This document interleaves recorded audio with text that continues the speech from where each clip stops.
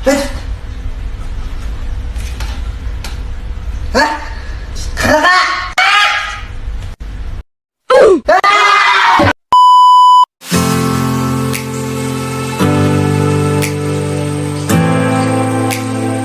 Halo para manusia, balik lagi di channel yang tidak manusiawi ini. Ya jelas, Gojira Spot lah pastinya. Di kesempatan kali ini Gojira Spot akan menghadirkan alur cerita film yang cukup unik dan menarik. Film yang akan Aing bahas kali ini adalah film Rempek 2018. Film yang menceritakan tentang seorang kerasakti ini merupakan film yang cukup unik. Film ini menceritakan tentang sesosok monyet yang mempunyai kecerdasan layaknya manusia. Dia juga mempunyai teman, yaitu seekor manusia yang berkepala botak. Dia bernama Davis. Penasaran dengan kisah persahabatan dua makhluk ini? Karena itulah silakan aja menonton. Dan sebelum itu juga jangan lupa kalian untuk memencet tombol merah yang berada di bawah video ya. Dan ya, oke lah tanpa lama-lama langsung aja kita cek kicrot. Di awal film terlihat ada seekor tulisan yang kalian baca sendiri aja lah, oke? Lalu terlihat ada sesosok stasiun luar angkasa yang sedang mengalami kekacauan.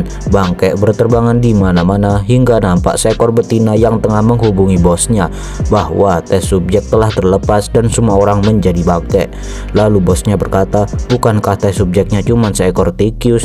Namun si betina berkata, dia bukan tikus lagi. Namun saat menuju ke pil peluncur, pintunya terkunci dan si bos berkata, kalau kamu mau keluar, antum harus mengambil sampel DNA-nya dulu. Namun saat mengambilnya, tiba-tiba secangkir tikus mutan pun hendak memakannya. Namun ia selamat dan ngegas menuju pil peluncur, dan stasiun pun meleduk, begitu pula dengan pil peluncurnya, dan puing-puingnya pun jatuh ke bumi.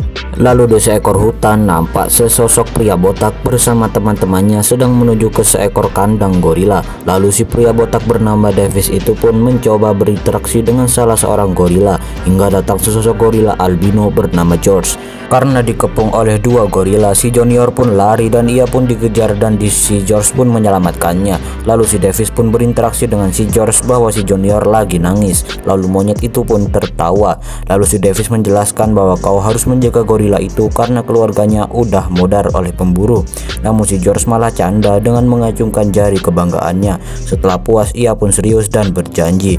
Lalu di tempat kerjanya si Davis diajak makan malam dengan si betina, namun malam nanti ia ada urusan dan gak bisa datang. Lalu ia pun pergi.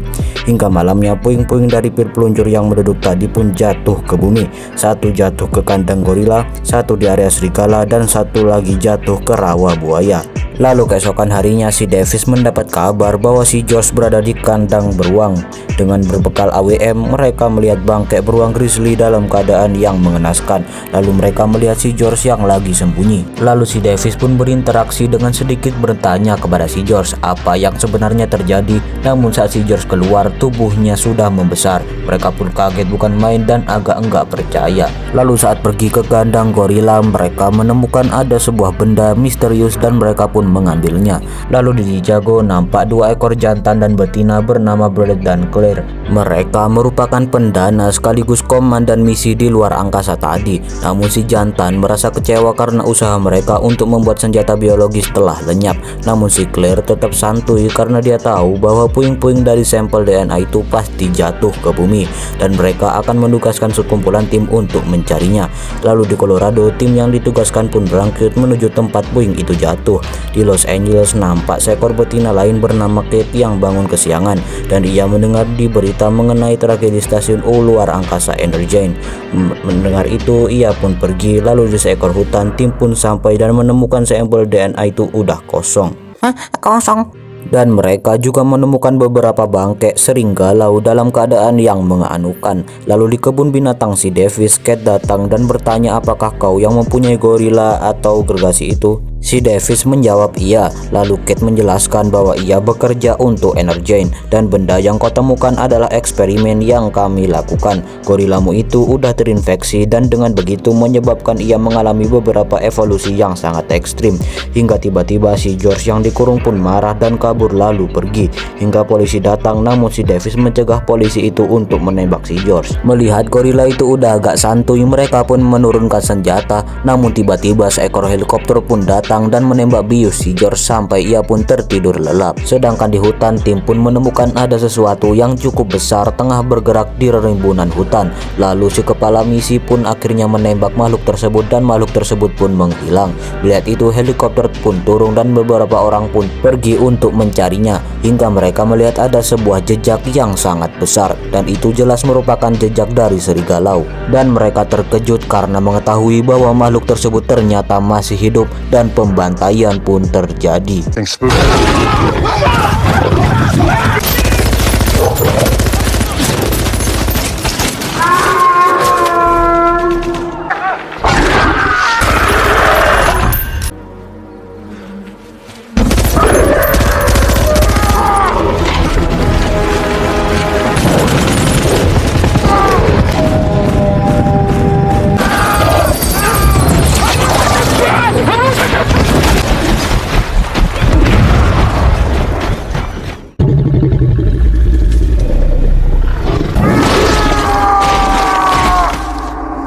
Sedangkan di tempat yang lain, si Davis, Kate, dan si George pun akan dibawa menggunakan sebuah pesawat. Lalu mereka melihat ada seekor pria bernama Russell. Lalu si Davis berkata kepada si Russell, "Janganlah kau membawa si George berada di dalam pesawat, karena itu akan menjadi masalah yang sangat sangat besar." Tapi si Russell bodoh amat. Singkat cerita, mereka semua pun naik ke dalam pesawat tersebut. Dan si Davis melihat bahwa luka-luka yang ada di tubuh George sudah menghilang. Lalu si Kate menjelaskan bahwa itu merupakan hasil rekayasa dari DNA tikus Afrika, di mana dia mampu menyembuhkan diri dengan sangat cepat. Lalu si Russell pun datang dan bertanya, "Siapa kalian berdua?" Lalu si Davis menjawab Davis, sedangkan si Kate menjawab Kate. Mendengar nama Kate, si Russell pun teringat bahwa Kate merupakan salah seorang dari anggota Energen yang telah dipecat karena dia kepergok mencuri sesuatu dari perusahaan tersebut dan ia pun berdiam diri 13 bulan di dalam penjara. Lalu si Russell pun pergi, sedangkan si Davis kecewa kepada si Kate karena Kate telah berbohong kepada dirinya. Sedangkan di tempat yang lain, di Chicago tepatnya, terlihat si Brett yang lagi kesal karena dia sudah tahu bahwa semua sampel DNA yang jatuh ke bumi ini semuanya sudah dihirup oleh beberapa hewan. Namun si Claire tetap santuy karena dia tahu bagaimana cara untuk mengambil sampel DNA itu dari tubuh hewan tersebut, di mana mereka akan menggunakan sebuah tempat di mana di situ ada sebuah pergerakan sinyal yang sangat luar biasa, di mana dengan menggunakan sinyal tersebut semua hewan yang telah terkombinasi dengan sampel DNA tersebut akan menuju ke sini dengan cara apapun. Lalu si Claire pun menyalakan sinyal tersebut dan serigala yang lagi mukbang pun tiba-tiba berlari menuju ke Chicago, sedangkan sesuatu di dalam sebuah sungai pun juga bergerak menuju Chicago. Begitu pula dengan si George, namun karena si George berada di dalam pesawat, kekacauan hebat pun terjadi.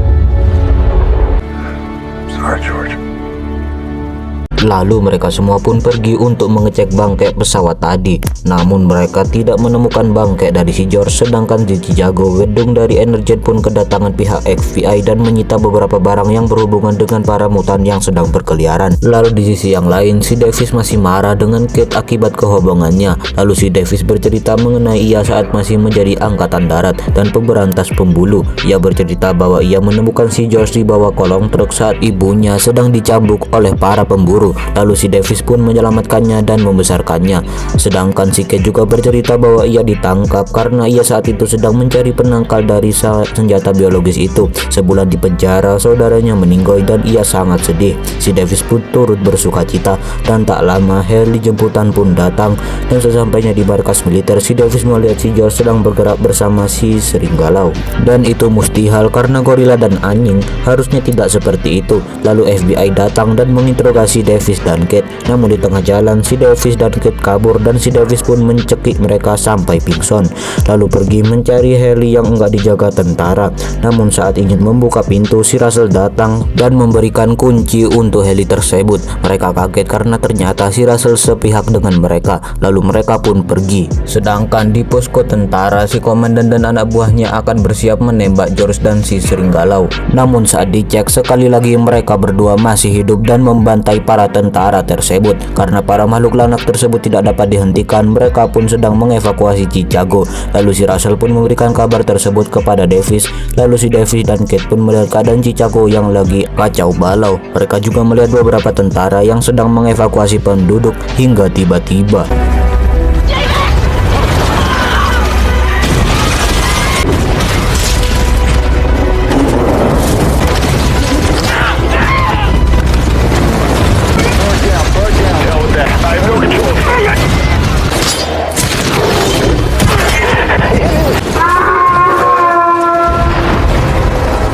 namun para kru komandan mendapat pergerakan radar misterius dari dalam sungai, dan ternyata itu adalah sesosok buaya mutan. Dan karena makhluk ini belum terverifikasi, kita panggil aja si buaya darat.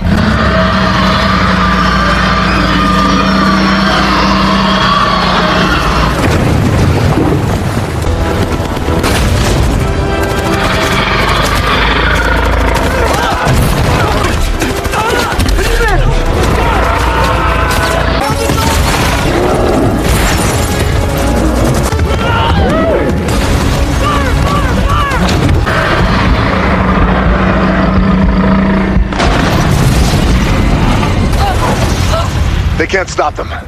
We gotta get that antidote.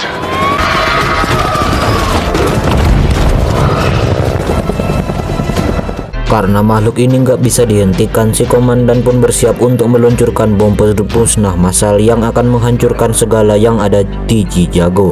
Lalu di Chicago, si Davis dan Kate pun mendarat dan pergi ke gedung Energen. Dan sesampainya di sana, Davis mendapat kabar dari si Russell bahwa bom musnah akan datang dalam 30 menit.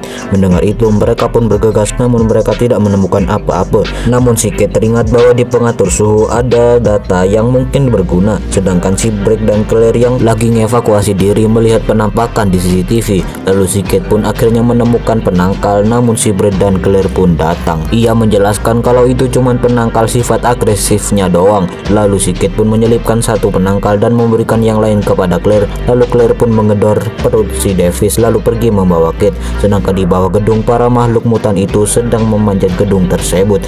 Singkat cerita, mereka pun sampai di puncak, begitu pula dengan si George. Namun si Davis berhasil menyelamatkan Kate.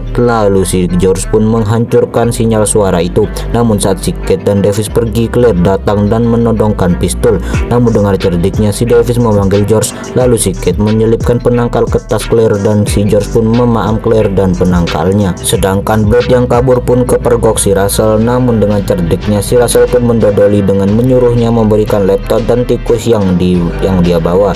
Dan dodolnya, si Brett malah mengiyakannya dan alhasil ia pun kegeprek. Lalu si Russell pun pergi lewat pintu lain. Karena kelebihan muatan, gedung pun runtuh. Namun si Davis dan Kate selamat, dan tak lama si George kembali sadar dengan normal. Lalu si Kate pun pergi dengan mobil, sedangkan si George dan Davis pun bertempur dengan para mutan lain.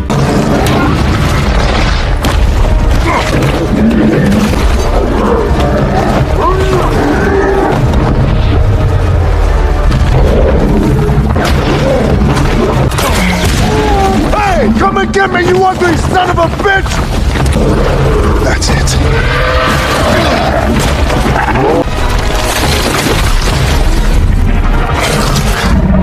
Sedangkan di tempat lain, si Russell pun menghubungi komandan dan menyuruhnya untuk melihat situasi pertarungan antara si George dengan si buaya darat.